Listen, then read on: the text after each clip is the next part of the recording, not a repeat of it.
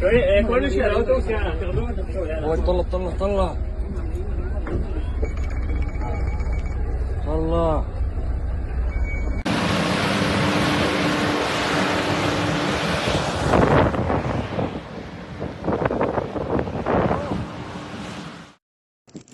On April 30th, 2025, flames surged across Highway 1, the main artery between Jerusalem and Tel Aviv, forcing terrified drivers to abandon their vehicles and flee on foot as smoke turned day into night.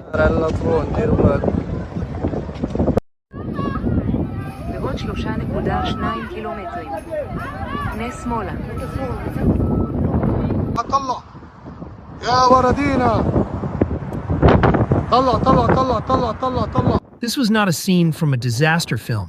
It was the grim reality when one of the most devastating wildfires in Israel's history erupted just west of Jerusalem. In a matter of hours, the fire advanced rapidly, threatening entire communities. Over 10,000 residents from at least 10 villages, including Beit Meir, Shoresh, Givat Ye'arim, and Ramat Raziel, were forced to evacuate. The situation was chaotic as firefighters struggled to control the inferno, while entire families fled their homes with little more than the clothes on their backs. The Etanim Psychiatric Hospital was also evacuated, with 2 patients initially reported missing amid the disorder.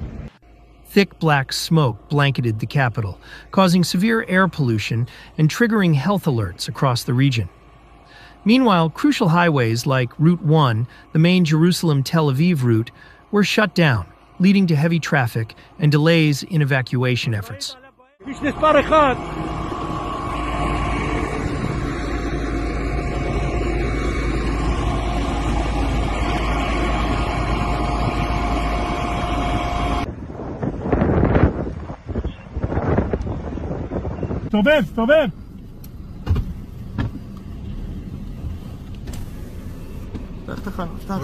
By the end of the day, the fire had consumed more than 17 square kilometers of land, devastating forests, agricultural land, and natural reserves.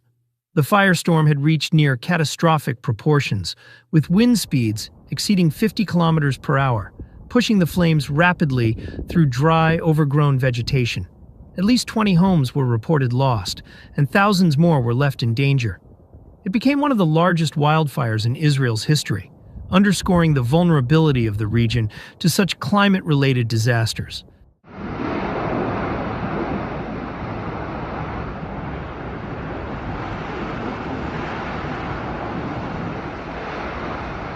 ولك إشي مش طبيعي هون، إشي مش طبيعي.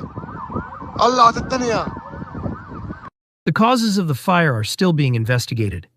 Authorities have indicated that the fire was likely the result of human activity, with some experts pointing to potential negligence or even arson. Fire and Rescue Services Commissioner Dedi Simchi confirmed that the fire was man-made, but stressed that investigations were ongoing. No formal arrests have been made as of yet, and the authorities are careful not to draw any conclusions before the investigation is complete.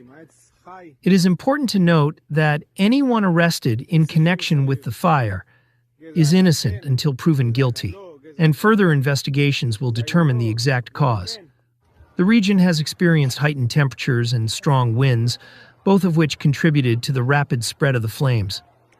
Environmental Protection Minister Tamar Zandberg linked the fire to broader climate change patterns, warning that these types of fires are becoming more frequent and intense across the country, especially as the climate crisis continues to take hold.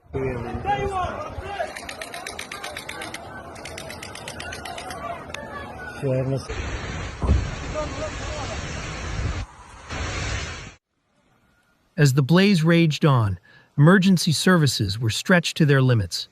Israel declared a state of national emergency in response to the escalating crisis. Over 120 firefighting teams were mobilized, including specialized search and rescue units from the military. 12 firefighting aircraft were deployed to contain the blaze, with support from international firefighting crews. Italy and Croatia sent planes to help extinguish the flames, while other countries, including Greece, Cyprus, and Bulgaria, were also asked to send additional firefighting planes to help fight the fires. But reports says that Greece and Cyprus refused to help.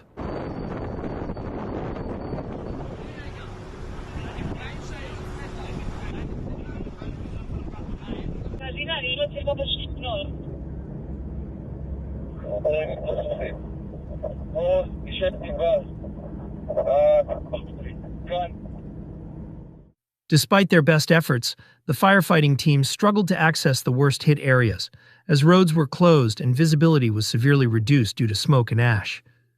In addition to the firefighting teams, medical emergency units were deployed across the region to assist evacuees and those trapped in the fire zone.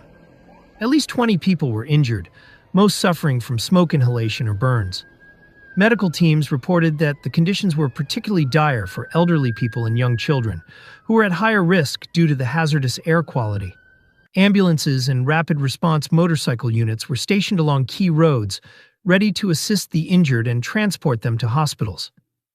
These units worked tirelessly to evacuate civilians from the most dangerous zones, but the chaos of the situation made rescue operations extremely difficult.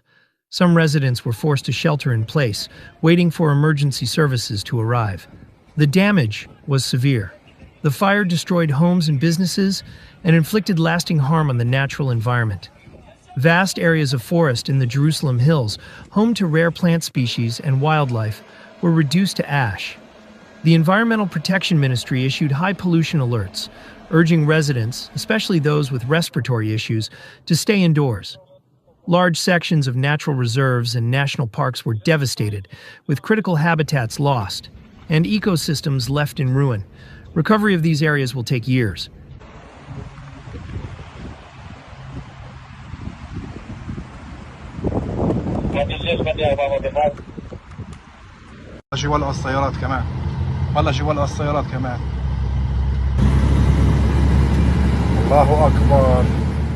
As the fires came under control, focus shifted to relief. The Israeli government approved $21 million in emergency aid for shelter, medical care, and immediate needs. Thousands of displaced residents were placed in temporary housing, supported by local councils and volunteers providing food, water, and essentials. But experts warn the recovery will be long. Rebuilding homes and infrastructure will take months, and restoring the damaged land will require major environmental efforts. תעלומה רצינית. סלקציה בין העצים.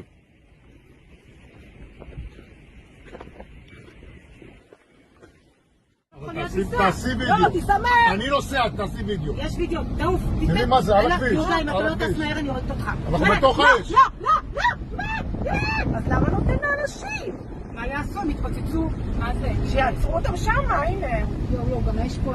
הנה, אותם עצרו, זהו, ראינו אותם לא מתאים. יש גם אש. הם לא צריכים לברוח מהמכוניות שהתפוצצו. וואו, צריכים לצאת מהמכוניות. מסחרה. טלה, ולע השארע. What do you think about this event? Share your thoughts and experiences in the comments below. Don't forget to like and share the video if you found it helpful. As always, thank you for watching. Stay safe and stay aware.